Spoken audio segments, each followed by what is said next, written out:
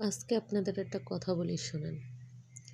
সেটা হলো কোনো শিক্ষক বা কোনো ওস্তাদ অথবা বড় সিনিয়র ভাই বা বোন যদি কোনো একটা প্রশিক্ষণ আপনাকে দেয় বা কোনো কিছু শেখায়, আর আপনি যদি শেখেন, শেখার পর যদি তাকে সেই জিনিসটা দেখান, সে যদি বলেন না এটা ভালো হয় নাই বা তুমি ভালো পারো নাই, বা আপনার সাথে সাথে যদি আরও কয়েকজন শেখে, যদি দেখেন আপনার থেকেও অন্যজনে কম পারে বা কম ভালো হয়, হুম, তখন আপনি যদি দেখেন যে সে আপনাকে প্রশংসা করছে না, তখন কিন্তু আপনি ওই কাজটা ছেড়ে দিবেন না। অনেক সময় দেখা যায় কি, শিক্ষক বলেন, অভিভাবক বলেন, বড় যারা সিনিয়র থাকে বা তারা ঈর্ষার কারণে অনেক সময় বলে যে না তোমারটা ভালো হয় নাই বা তুমি ভালো পারো না। অন্য হয়তো কাউকে আপনার থেকে বেশি প্রাধান্য দেয়।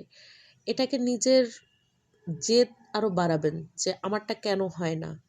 এমন স্থানে নিজেকে নিয়ে যাবেন যেখানে কি বলে কোনোদিন আর ওই শিক্ষক বা ওই ওস্তাদ বা ওই বড় ভাই বা ওই বড় বোন যাতে আপনাকে আহ, উপেক্ষা না করতে পারে। কারণ এরকম অনেক আমার দেখা আছে, অনেককে জানা আছে। আহ, আমি একজনের কাছ থেকে একটা প্রশিক্ষণ নেই। প্রশিক্ষণটা নেওয়ার পরে দেখা যায় আমরা অনেকেই মোটামুটি ভালো করি। তার ভিতরে আমারটা একটু ভালো ছিল তুলনামূলকভাবে। কিন্তু আমার থেকে অন্য আরেকজনকে খুব প্রাধান্য দেয় এবং তারটা ভালো বলে। কিন্তু যতটুকু দেখলাম বা ই করলাম তারটা ততটা না, তারপরও তাকে দিছে। ঠিক আছে? তো তাতে দেখা গেল কি আমার মনটা কিছুটা ভেঙে গেল। তাই মন ভেঙে যাওয়ার কারণে আমি তুলনামূলক বলতে গেলে ওটা ছেড়েই দেওয়ার মতো। কিন্তু পরে চিন্তা করলাম যে না, আমি তার কাজের সাথে এবং আমার কাজের সাথে এবং যে আমাদের ওস্তাদ বলেন বা শিক্ষক বলেন, তার সাথে আমি মেলালাম। দেখলাম যে না, হয়তো আমার শিক্ষকের মতন কখনোই হবে না বা আমার ওস্তাদের মতন বা আমার যে বড় ভাই বা বড় বোন বলেন তার মতন কখনোই হবে না।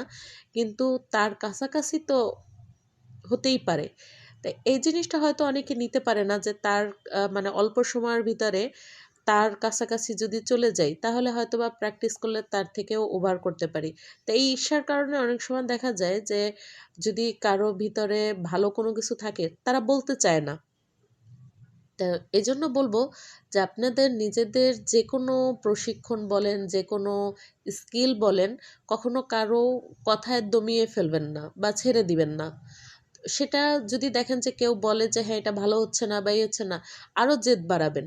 জেদ বাড়াইয়ে কেন ভালো হচ্ছে না এটা আরও ভালো করার চেষ্টা করবেন। দেখবেন ইনশাল্লাহ যে আপনাকে অপমান করতেছে বা যে আপনাকে ইগনোর করতেছে বা আপনাকে দূরছাই করতেছে, তার থেকে ইনশাল্লাহ ভালো হবে আশা করি।